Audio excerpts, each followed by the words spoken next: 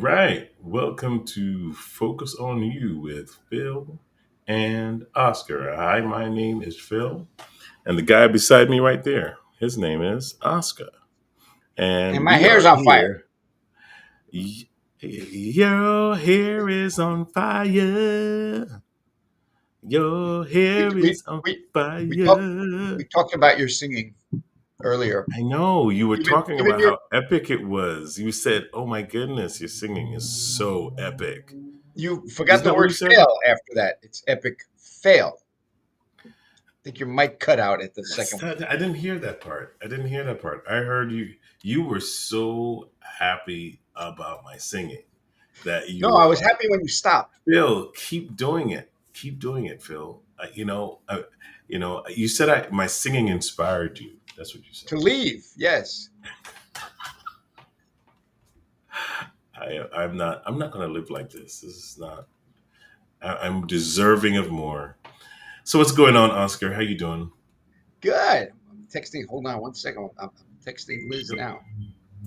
Yep. I think she's on. I think she's Is here. she? Yes, yes. She's in our green room. She Oh, is in our and green room. the purple room. So yeah, or the purple room. Uh, You know. But All we right. have a Back. great. This is so exciting because we have Liz Gabor as our guest.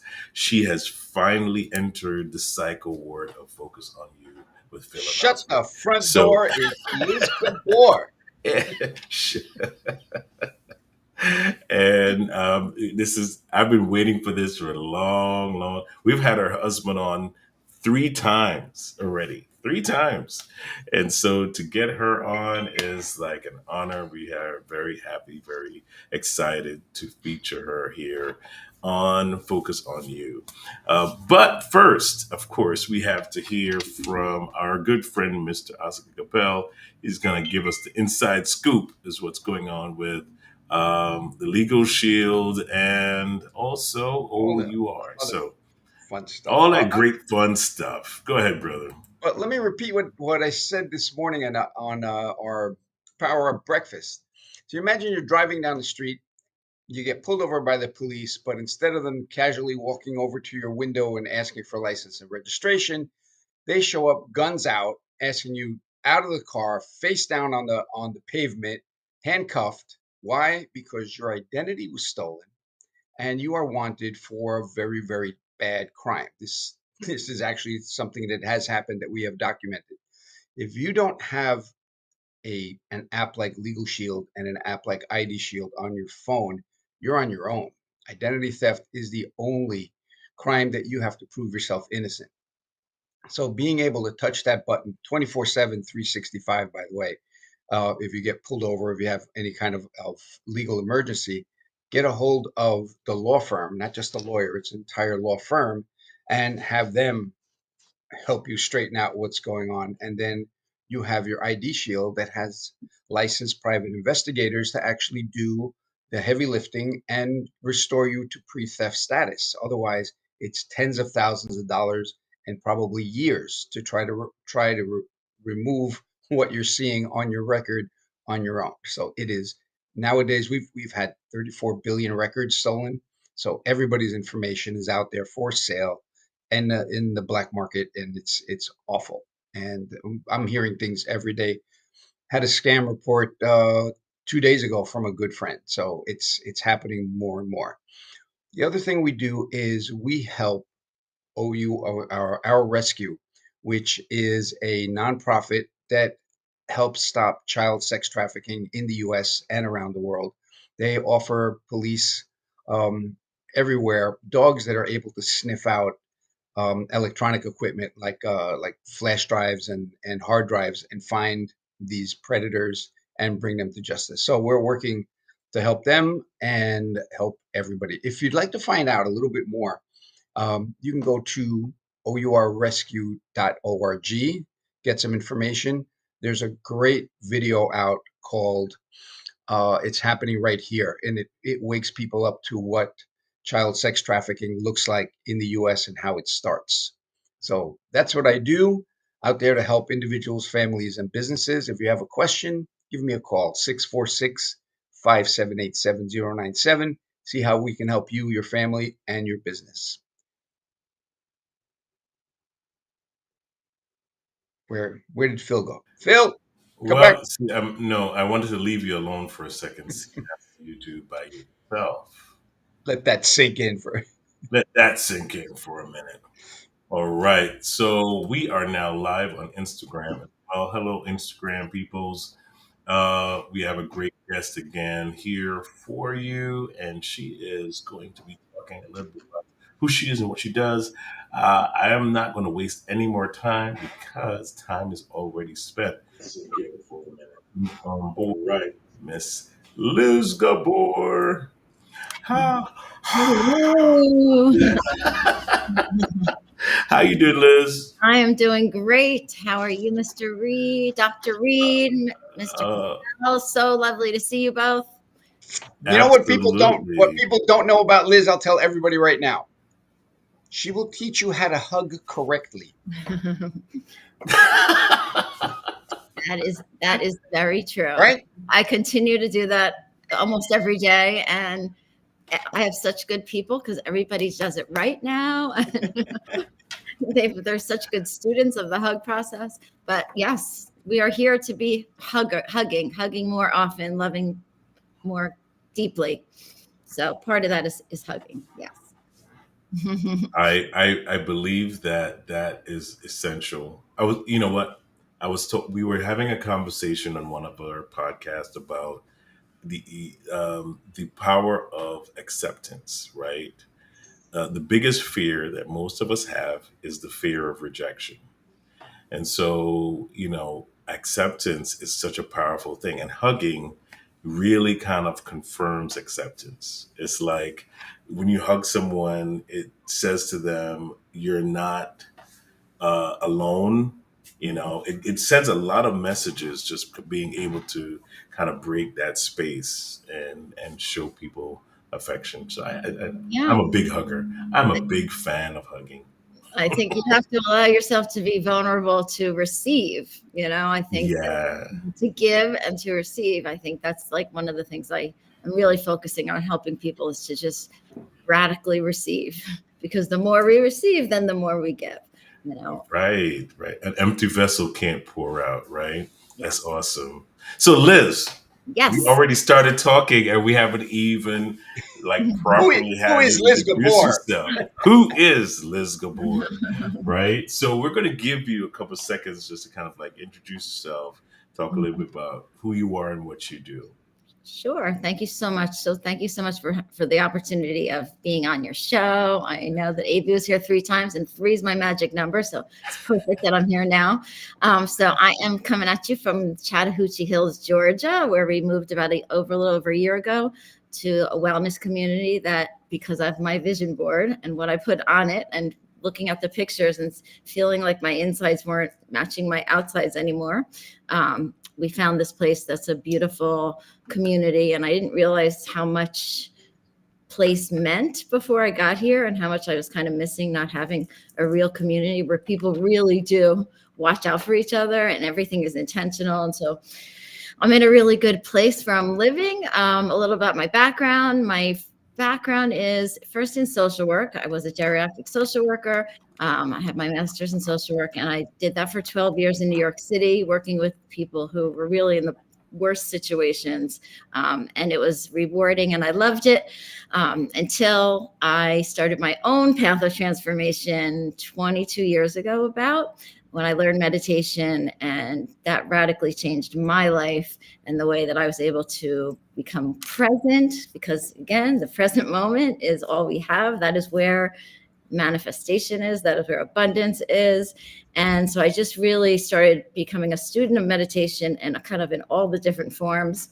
And later started teaching meditation and mind body skills groups. I studied with the Center for Mind Body Medicine, and then went on to get certified as a Jack Canfield transformational coach and trainer, which all these things just are kind of like the spokes that on the wheel of my holistic way of living and sharing. And then the last thing was I am a certified Kundalini Yoga teacher, which is a kind of yoga that really helps to regulate your nervous system, and create more energy. So it's like it gets you in that flow state. So it's a practice that I do daily, and teach a few times a week, both live and virtual. And I'm also doing some women's circles live, and virtual also, and also running retreats. I'm running retreats. I'll be doing my 3rd retreat in September. And the last thing is that I am my latest accomplishment is to become a published author.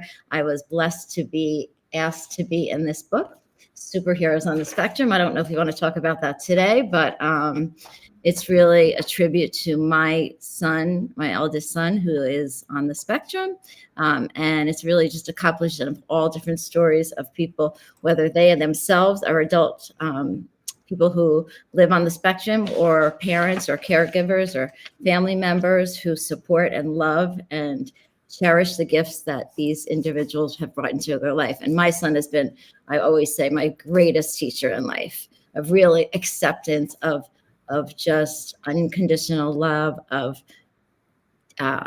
really celebrating the differences that, our uniqueness that each of us really has. Because I think we're kind of we are all on a spectrum, really. So yeah, that's kind of who I am. And I'm a mother of another son, Jesse, Jeremy's brother, and happily married to Mr. Abe. Yeah, Mr. I realized. Aboard. Open the door. See, once you realize everyone is on the spectrum at some point, there is 2 things you got to realize. You're on the spectrum and you come from a dysfunctional family. That's it. And we got to start from there and work our way up. And what's funny, I grew up in the Bronx, so everything is like, I don't believe anything anybody says, does, shows me, or anything. But when you start talking about energy work, this is, I had a problem, a pain in an elbow. I went to chiropractors. I went to physical therapy. I mean, you name it. I went to tried it. Somebody says, go see, this Reiki master to do that. I'm like, oh yeah, okay, fine. I'm gonna wave a magic wand over me, make the pain go away. Come on, really? And it's like, come on, just go. And I did. And as he was doing the treatment, the pain intensified, and I'm like, all right, this isn't good. I came here to get cured, or and by the end of the session, the pain was gone, and I'm like, did you play with my brain? He's like, wait. He's like, we're all energy. I mean, Einstein, E equals MC squared. Yes. You go backwards and then take matter and take energy, slow it down, it becomes matter. Mm-hmm. So, or the other way around. So we're basically all energy. Yes. And to be able to tap into that basic energy to energy, flow, rather than particle mass to energy, try to get something done. Mm-hmm. Yeah, no, I couldn't agree more. I mean, I think that with you, it was probably that you need to go through that little bit of that discomfort in order to unblock the channel. It was, my arm was in a vice. I'm like, what the hell? Because it started out painful, but then it intensified. And he says, well, it's on your left side, so you're having a problem with your father's side. Or, I was like, oh yeah, I should talk to the old man. So, that's interesting.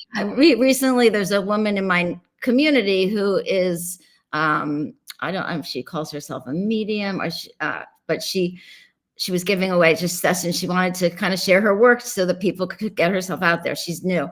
And she was so tapped in. She knew exactly where all of the things in my body hurt. Like I had a neck injury, and she could see it. And so it was like, okay, now it gave me some ideas of how to move it.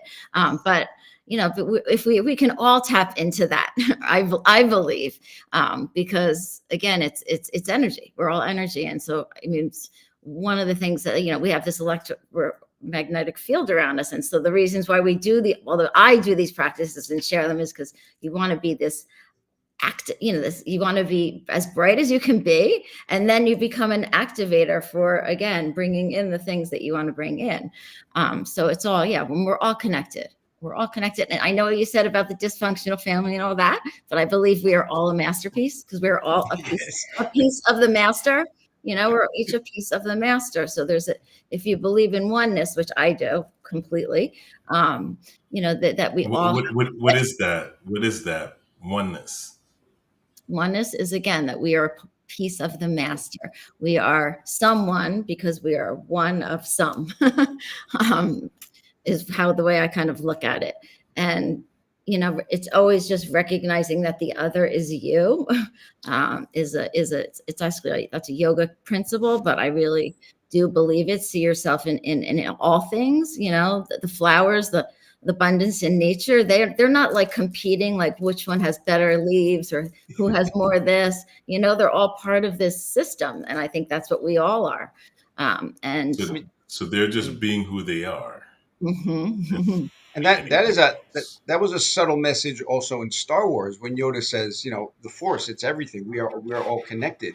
And people are like, oh, it's a show, but there's a lot behind that. The stuff they're talking about in Star Wars that goes back to Joseph Campbell, and it's like there are little nuggets of knowledge in there that it's like we're all, if you want to go crazy, go back to quantum entanglement, which means everything is actually talking to everything else, no matter how far apart. Now look up Well, quantum okay. quantum entanglement, and then just listen. Einstein called the quantum field spooky science. No, but That it's also theological because Yes. there's a scripture that says where Jesus says, you know, that he is a part of everything, right? There's nothing that was made without him. And so it shows you, I mean, what we're talking, we may use different languages, Mhm. but we're all kind of saying the same thing because it is through him we're all connected as humans, right? There is also an in Revelation it talks about these four figures, right? One with the face of a lion, one with the face of an eagle, and one with the face of a man. And it's theologically thought that this is the image in which we were made out of. God Mhm. had us as an idea before anything was ever made. Yeah. So just even in that concept, I know I'm talking a whole lot of stuff, but even in that concept, when he said to Jeremiah, before you were even formed in your mother's womb, I knew you. What does that tell you? That he thought he had an idea of Liz Gabor and Oscar Capel and myself before he even started with Let There well, Be Light. at least he got 1 out of 3 right. You know? Well, I don't. I know that they're trying to make corrections about Oscar Capel, and like, okay, he's already here. Let's just wait. No, I think you're just talking about, like, it's that soul consciousness, God consciousness, that that, Mhm. again, it's not about the meat suit that we have here, really. I mean, Right. we The want to meat honor suit. that and take care of it and give it all the good things, the good food and the loving and the hugs. But I mean, it's really the soul. I just think that our souls are all really what's What the basis matters? of us. Yeah, it's Yeah. true. Absolutely, absolutely. So, what got you into helping people with this? Like, Mhm. you said you were like a social worker, I right? was. Yes, but And so, yeah, I mean, how do you go from social worker to Liz Gabor, author, and all around like good person? I mean, well, I mean, I think, again, I know what it's like to live with a lot of anxiety. I'm hypersensitive, and to also really be tough on myself. I think that all of us have this voice in our head that if we really paid attention to it, which is what I've learned to do, it's not so nice, and mine was not. So when I finally realized that the way I was feeling about myself and my life was, I was really a big part of the problem. I needed to learn how to do what to do to feel better. And the practices that I teach are the ones that I know work, because they worked for me. And if they could work for me, they can work for anyone. So I really want to help people with self-inflicted suffering, the self-inflicted suffering. I mean, we all go through things. We all go through hard things. I think we go through a lot of the same events at different times of our lives. But when you can learn how to respond to them in a way that's loving, in a way that's not judgmental, in a way that has with acceptance, with self-love, and through all of it, that's kind of what I feel like I'm here to do, and just to really, again, be a light in the world. But it wasn't easy. It was a long process. It's something that I have to practice daily. I have these daily practices and rituals to keep me in that space of trying to be a light. Because again, like a candle can light many other candles without going out, but it can stay lit. And so I just want to stay lit up in the world and bring light and kind of joy wherever I go. So I'm very into wanting to share joy practices. I'm starting to learn how to run ecstatic dance classes, because I think movement and dance, free form, not how you look, not about the steps, but just like kind of creative movement is something that makes me activate all those feel-good hormones that I think we all want to have coursing through us, instead of cortisol, which is what I had coursing through me at crazy levels for many years. And I just didn't know that there was another way. I just thought that's how I'm wired. And it's not the natural state. The natural state is relaxed. The natural state is joyful. The natural state is love. So talking to other people, go ahead. Go ahead. So talking to other people that are feeling like you were feeling before, what was the catalyst that said, that's it, I'm done with corporate America, I'm done with this, I need to, Brett, was it one thing or was it accumulation of things? What pushed you over the edge to for sanity? that I didn't, it was by accident. I think I may have shared this with you, Oscar, before, but I went to what I thought was a spa. Unbeknownst to me, it was basically a mindfulness. Everything that was done at this place was around learning mindfulness. So the first hour I was there, we were on the floor for an hour and a half doing the loving kindness meditation. And I was like, you want me to lie on the floor for an hour and a half with this crazy? And so, but I did, with body to body. At that time, it was a full room. And I got up from that and I was like, I don't know what that was, but I feel, again, just almost like what you went through. It was uncomfortable for the first little while. And then I just kind of surrendered to it and came out of it with just feeling clear and feeling like, again, the channels were open and I didn't know what, again, I was like, I don't know what this is, but I need more of it. So I became a major student of all things mindfulness. Because again, the present moment is where everything, it's just all there is. People, I was stuck in the past. I ruminated over things, and that's how you project your lens out into the world. And when I learned there's another way, just to be here right now with you guys, like in this moment, all is well. I'm healthy. You both look healthy. My family's, so. That was my entry point, was meditation. But there's other things that people can do. Whatever, I should say, do whatever works for you to not stay in that loop of that soundtrack that's, mostly negative for many of us. Yeah, you know what? I think that sometimes it's hard for us to spend time with ourselves. I just did it. I'm not going to talk about what she talked about because it's a previous podcast recording that we just did. Mm-hmm. But she mentioned, the power of self-talk, and we do. That's why sometimes people have such a hard time spending time with themselves. Like what you're talking about, spending that quiet, just having that quiet time of examining what's your thoughts are inside of you, just your personal kind of generator of thoughts. And if you take the time to do that, you kind of realize what you need to fix, in a sense. What are you asking God to fix? Because now you kind of hear your own thoughts. It's not your mom talking, it's not your dad talking, it's not, cousins, and it's not social. It's really, once you kind of clear that stage of all that noise, social noise, and you kind of hear what you're generating in yourself, it becomes a whole new thing because now you're responsible for that, right? Once Absolutely. Yeah, once you cut off all the other noises and all the other things coming in, and you just start recognizing what you're generating, I mean, it's And personal what you're responsibility.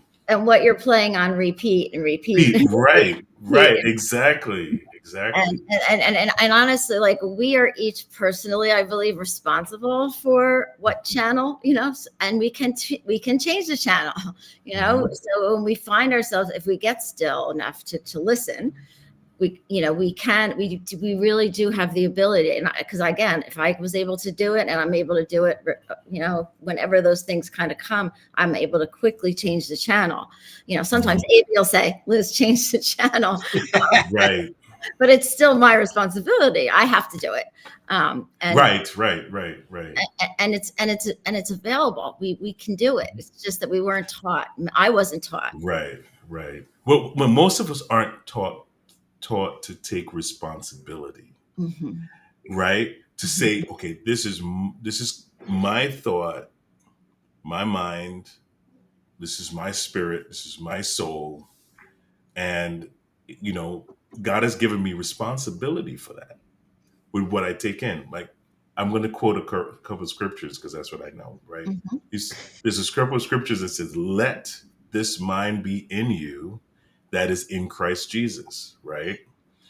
Now, if you look at just how Jesus operated, he focused on what he needed to do, right? He didn't compare himself to anybody else. Just like we were talking about the oneness mindset, right? He didn't compare himself to what anybody else was doing. He just did what God told him to do, what his father told him to do, the source of everything, right? As you're talking about the source of everything. So once you have to spend time in that quiet time to kind of gain that identity. Like, you know, who am I copying? Hmm. And should I even be mimicking this person? Is that truly who I am as a person? Right? Well, You know? I think that, Dr. Phil, I think that really that's like what we're here to bring to the world. The miracle is to be our highest authentic self, Authentic. our truth, Yes. Yes. our truth, our Satnam is what we say in Kundalini Yoga. Is, truth is my name. That my truth is what we're here to do. So anything other than that is, you're not really, um, giving the world and yourself what you came here for. So. I think one of the problems that we have is we don't realize that our subconscious that runs 90% of our thoughts is set by the time we're 7. Mhm. So Mm. we are in that learning mode until we're 7. And what did we learn when we're 7? Don't touch that. You can't do that. Don't do this. Don't talk to people. Negative, negative, negative, negative. Unless you understand that and then program that child to not be afraid of things, to not, the best thing. So first thing you got to learn to do is deprogram, update the operating system that's running on the 7-year-old's Mhm. operating system. So first Mhm. Mhm. you can't get rid of it, but you can flood it with Mhm. more information that it just goes into the background. There was a great book Mhm. I read years ago, Dr. Shad Helmstetter, What to Say When You Talk to Yourself. Mhm. Great book. It's a little paperback book. Powerful techniques to program your potential for success. And I see there's an updated edition. So it's like you're talking to yourself the 60,000 thoughts that you've had every day, then you rehab, and it's just the same old crap that you were told when you were 7 years old, and we got to let that go. Oscar, it's not just 7-year-old. It's like it's on a daily basis. You walk out Oh yeah, you yeah. walk But out of here's your the deal. But house, and it's like no, wait, one second. It's like every thing suggests is a suggestive thing. Like you should be like this. You're not beautiful unless you're like this. You're not powerful unless you're like this. And it's like you have so many. You're not happy unless you have this. There's so you get bombarded with all these. This is who you should be. This is what you should be. This is you have right. all these defining things, and if you're not that, then you're not happy, then you're not Well, you know successful, then why? you're not That this. goes back to the 7-year-old because that is the Mm, programming. So when someone says, "Wow, you're a great person," your brain goes, "What did they tell me when I was 7? Oh yeah, I shouldn't do this. So you know what? I don't accept that I'm a great person because of that 7-year-old's programming. All the negative stuff we're told we accept Right. hmm because that's in the program. You look at the library and you're like, oh yeah, there it is. I'm not good at this. I'm happy now. So Right. it goes hmm back to that 7, but like you said, it keeps getting added on, and we hmm don't know enough to reject others people, view. My favorite part about growing up in the Bronx is when someone does give me, their opinion. I just basically say, and I've said it often, and I love the reaction. Is like, if you knew how little I valued your opinion, you wouldn't even bother telling me. Well, that's And that's beautiful. Right. it's like, this is your opinion of me. It's obviously flawed because I'm perfect. So it's just let it go. Yeah. And I can sing as well as Phil can. I mean, it's a lot of ego too. It's a lot about the ego too. I mean, the Right. ego is not our amigo, and it is that subconscious, that is trying to protect us. So it is, it's not that it really it's trying to keep us safe. But again, we manifest at the rate of at our capacity for safety. So we have to kind of override that, like you said, and I definitely know because I had those neural pathways that were grooved very deeply for fear and self-doubt and all those things that you're just, not enough, not worthy. And I had to We're gonna pause for really that learn. thought. Are you guys paused or am I paused? Oh, hello? no, Hello? yeah, we're all here, we're all here, Okay. we're all here. Okay. I don't know. Mine said something on there, um, but yeah, so now, I mean, I've had to rewire, and also, I mean, those grooves are still there. I just don't, travel on them frequently, but they're not completely gone. I like that. They're still there. I don't take that path anymore. I can see it from here, but I'm not gonna go down that path. I Yeah, love that. less traveled Mhm. for sure.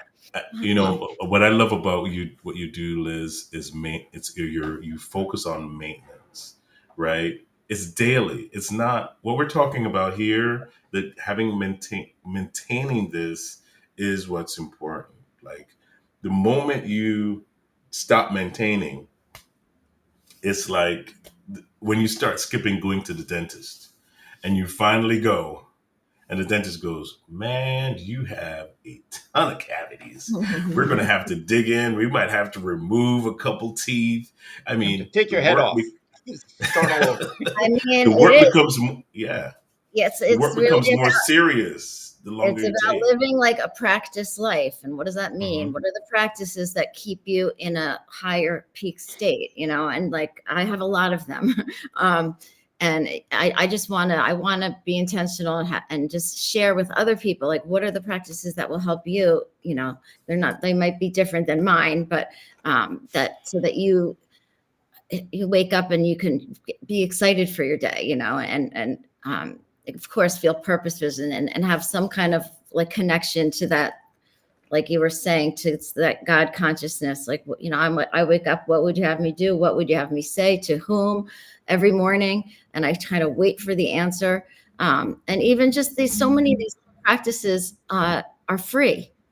You don't have to, you can smile and you can hug people and you can, open the door for someone or help somebody with their whatever little things that you could do for others that just are going to brings so much more abundance to your heart, because when you give, you feel better. It's just the way it is. So, it's great to receive, but then I think the reason I want to be this radical receiver is so that I can be this giver. And it's just, again, energy. It's more. There's more. Yeah, there's more. Yeah. Okay, Yeah. so I want to go over. I'm looking at your website. Okay. Fantastic website. I think this is a beautiful website. And the first person we see is ta-da! My You, big head. I thought my head you was a know, little big. However, our brother Fenton thought that it should be this size. So, I think it's great. Perfect. I think it's fantastic. Um, Ageless Angels. What is that? How I did you mean, come up with that? it started the concept. I mean, I'm actually in the process of rebranding, but I'm glad that you like it. It started because with learning these new ways of being in the world, I felt like I was reborn. Like it was a whole new life. I'm a whole different version. I think we're always becoming new versions of ourselves. I tell AB all the time, every year, I want you to not recognize me from the year before, because I want to keep, we're here to grow. And so at 35 was when I started my path, started on the path of this transformational life. And when I turned 50, my core girlfriends started saying all the things like about aging, and I was like, no, we are just getting started. Your soul doesn't age. You're ageless in the present moment. There is no age. There is no space and time in the quantum, right, Oscar? And I just wanted to share that message. And I really just think there's still a lot of ageism. There's still a lot of our culture. We were trained as women to be like, you are in the peak in your 20s and then it's all downhill from there. I don't believe that at all. And I don't want other women to believe that. And if we just stay in that childlike wonder and of life, of just the miracles that we are around us every single day, we can live in that place of feeling ageless. So that's kind of where it came from. Awesome. That is fantastic. I mean, do you see this, Oscar? Look, this is what this is about. Dream, grow, and become, right? Yeah, there's a great book by Joe Dispenza, and he talks about what you said, is that people wake up in the morning and relive yesterday. It's like, no, you have that option of saying, what do you need me to do today that's different from yesterday? And you won't change overnight, but the little 1% increment changes, like you said, in a year, you're a totally different person. Mm-hmm. I wake up and say, what do you want me to do? And it says, have coffee and breakfast, and then we'll talk about it. But that's the way I start my day. It's like, what are we doing today? I mean, when I was introduced to Kundalini Yoga, it was, again, I was like, I don't know what's next, but universe, like, show me the next thing. And sure enough, like, I heard this music and I was like, I don't know what that is, but it went right into my soul, and went to this class. And I knew from the first class that I wanted to have that in my toolbox. And we have to wear white and a turban, and people were like, who? And I was 50 when I trained. People were like, are you, what are you doing? And I just, again, like you said, that's whatever your opinion is of me is none of my business. This brings me peace. This creates energy. I walk out of there like a high on my own supply. So I'm gonna learn this and practice this forever. And one of my favorite teachers is 82, and she literally floats around like she's like a little fairy. I've never seen anything like it, and still continues to teach around the world. So I'm just getting started, and so are you, and you, and you, and you, and whoever's listening. I had a great thought. I just forgot what it was. Yeah, go ahead. Yeah. And then I got into exactly what you were saying, and then like, oh yes, I remember the golden now. retriever syndrome, Oscar. The golden retriever syndrome. Ooh, shiny. Let's see. Shiny. No, one of the things that fascinated me again with what you're saying is we're always learning. And again, I'll go back to Einstein and Michelangelo and those guys. And the one thing they had in common is they said, we didn't come up with these theories. We didn't come up with these ideas.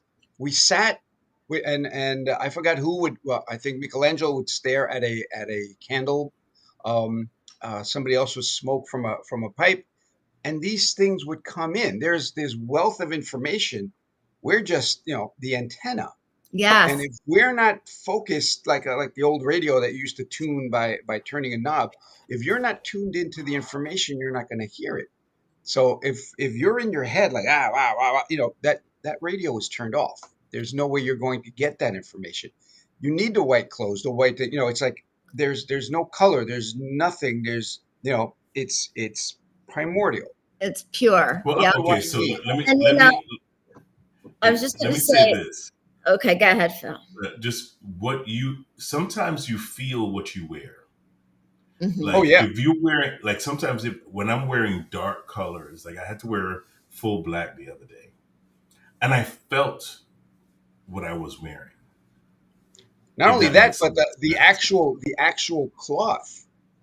If you're wearing linen, Hmm. you will be at a much higher vibration. We can talk about Because that, it's not, because it's natural, right? It's alive. right. Right, right, If right, right. you're wearing polyester, it's the signal is not coming through. It's wild. Well, we can go so deep and crazy. People go like, these guys are off their rockers. No, but and But Well, just to that point, I just want to say, like, it's so true that we are an antenna, and again, how we can change the channel. But also, I just want to make sure that I share this, like, that it's so important to what we let in, what channel, what we're hearing, what we're listening to, what we're watching, what we're, who we're surrounding ourselves with. And because again, we can protect our energy to a point, but I really think I don't watch the news. I only listen to positive things. And I don't care if people say, didn't you learn that already? I'm like, I want to hear it again and again and again. I want to embody it. So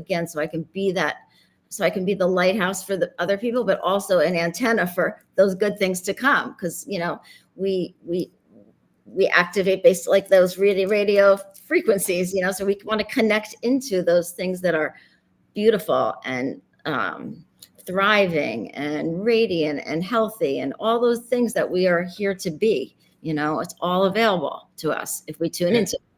exactly, and okay. everybody knows somebody that every bad thing in the world happens to them. I mean, if a branch falls, it's going to fall on their car. If this is happening, it's going to happen to them. And again, they're tuned into bad energy. And whether or not you're like, I don't believe it, someone like that. That there's every time you call them, hey, how you doing? Oh, you won't believe what happened to me. And it's every single time you call, and they are manifesting the vibration, the Mhm. lower vibration of things that are going wrong. Yeah. I want, I And want, I want, I want to go ahead. focus on this because we're running out of time. We have Mhm. about 5 minutes left, and I don't want to not talk about I want it. to go overtime So with Liz. Me too. Me too. I know we're having such a good time, right? But it's like I see that you do coaching and speaking. You Mhm. have courses, and you have a yoga class that you do. Talk about each of these things real quick for us. Sure. Well, I'm teaching yoga virtual. I'll go backwards. Teaching yoga virtually. I taught this morning, my little Thursday morning cohort, which is they're just so great. It's usually like four to six people, and they all know each other, and they come on and like they start talking. How's your? They have their own relationship. They're going to actually, two of them are going to meet up in New York when one of them comes back from Florida. So it's beautiful. And then I teach here in the studio that is. In the community, which is a beautiful studio, and have some very nice, like just a great group of regulars and some famous people, but doesn't matter. We're all the same. We're all one. And then coaching, I am doing individual coaching, which again starts with really helping people helping women mostly. I'd say 99% of the time. Figure out like where are they feeling not enough, where are they feeling not worthy, because I think it has to start with just owning that because you are here It is your birthright. You are worthy. You don't have to earn, you don't have to, and retraining and remembering, because a lot of us women were trained to, we get love, we get this if we do this for others, if we take care of everyone before ourselves. And so really remembering that it's your birthright to be happy, healthy, holy, and owning that. And so then there's some self-love practices that we do. Meditation I do with them. And then they start to just kind of figure out, working from the back, from the end result, like what are they looking to create in their lives? Are they looking for a partner? And so we start with how I found the partner of my dreams. And then, then they go back to what are the things I need to do and become in order to have that be a realization. And I've had some wonderful success with that, which I love. How to anything, start from that. What are the 10 steps? And then what are the practices I need to do every day in order to get there? And then speaking, and I'm doing again retreats. So I do workshops at the retreats. I'm running a women's circle in the community every other week, and then I speak and lead that. But that's really everybody to be a part of. I just want to. My goal is to stay on this path of transformation. Whoever wants to come along with me, and heal what needs to be healed, and have those conversations that are real, because I'm not very good at small talk. I've never have been. And yeah, so I love what I do. I just want to continue to empower women to just reclaim their confidence, their innate wisdom, connect to, again, like that divine wisdom that comes through when you are open and accessible, and not in that state of lack and scarcity. You're in that mindset of abundance, and for all, and for everyone, that oneness that we started with, that wholeness, that masterpiece that we are, every single one of us. So yeah, I hope that answered your question. I may have gone off a little bit on a tangent. I don't know. No, but that did it really did answer. It really did answer my question. But if you had something that you wanted the audience to know that we haven't covered, what is something that you'd want them to kind of walk away with, after this conversation? Just again, that abundance is there for everyone. It is not selfish. It is not, live in a state of abundance. That doesn't mean that you have to be, it doesn't mean money. It means, abundance of love, abundance of giving to others, abundance of making people feel good, abundance of walking in and shifting the energy in a room just because you walked into that room. That's what I think of abundance, because then all the other abundance will come. It's just the law. And just to know that you're every single one of us is enough and whole and holy and beautiful. And I'm just going to say it one more time, that we are all a masterpiece, piece of the master. Just remember that means, everything. I want to quote your husband, Abe Gabor. You don't want to live in scarcity. No. You want to do the abundance. Say that every week. I love that. But here it comes. He's going to say it. You don't live in scarcity. And so, yeah, do the abundance. That's right. And when someone wants to do something nice for you, like don't, because if you say no, like this happened to me the other day. Someone wanted to buy me lunch, and I was like, you don't have to do that. And I'm like, oh no, you want to do that? Okay, thank you. Thank you. Right. Mm-hmm. And we don't know how to say thank you. That's the right. It's so true. Somebody asked me, they said, Phil, I want to do something for you. What do you need? Mm-hmm. And I was blank. I was like, I don't get asked that too often. And I had to ask him to, I want to revisit that, Yeah. I have an answer for that always. My answer is 50 pounds of $20 bills. So I know you, Oscar. If you got that, you would give away most of it. That's true. Or all of it from knowing you. So That's why Yeah. you want it, so you can give it away. That's true. But, And but, then but no, but you're right though. Sometimes you're so used to giving out yeah, that when somebody says that, like this, But this yeah. I'm the giving person. It made What, me what feel a little like a little bit vulnerable, like a little weird. And I was like, why am I feeling that way? I'm constantly giving, like, just let that, like, and it was like a check. Again, I had to change the channel quickly. And I was just like, thank mhm. oh, here's another person that has abundance and they want to give. Yes, it's like Right, right. you We have to, we find your have tribe to, type of.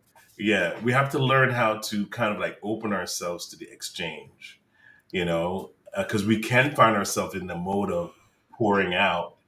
And, for the most part, we wait until we're empty to say, oh, I need to be refilled. Rather than, hey, somebody's like, hey, I want to pour into you now. You're like, sure. And maybe that's just God telling you you need pouring into now. Right. that's right. That's I'd, right. I'd, I'd like to Not close the aware, show the like you way said, we're not perfect. We're not aware of everything. So Mhm. kind of like when you get that message of love back to you, like, you know what? I want to pour back into you. Sure. you know, Receive it with receive it. Yeah. open arms, open heart. Yeah. I'd like to Absolutely. close the Absolutely. show the way I started it. Liz, tell people how to hug correctly. Okay. Okay. So the correct way to hug, first of all, you want to get in there with your full chest. You don't want to go like this. You want to have a full connection and you want to go left ear. This is what everybody does, right ear to right ear. Incorrect. You want to go left ear to left ear and you want to stay for a few seconds, a nice nurturing hug, a couple of breaths, because then your hearts are on top of each other. And actually, I mean, it strengthens you. You can muscle test and see that if you hug, sorry, right ear to right ear, you don't get stronger. If you hug left ear, your field gets stronger. That's been measured. And you know, surrender to it. It's a beautiful thing. It's a And beautiful. Awesome. next time we have you on, we will talk about the heart's toroidal field, and it has more electrical energy than your brain, and we'll get into that next time. Sounds All great. Thank right. you, gentlemen. Thank you so much Thank for having me. you. It's a pleasure. Hang, hang out a little bit after. We're closing out. We want We're to having an thank after everyone party. for watching, and we really appreciate you supporting our channel, Phoenix National Network. If you would like to know more, your first time joining us, you can go to pnnstationplus.com for more information. That is pnnstationplus.com for more information. We will see you again next week on Focus on You. Take care, everybody.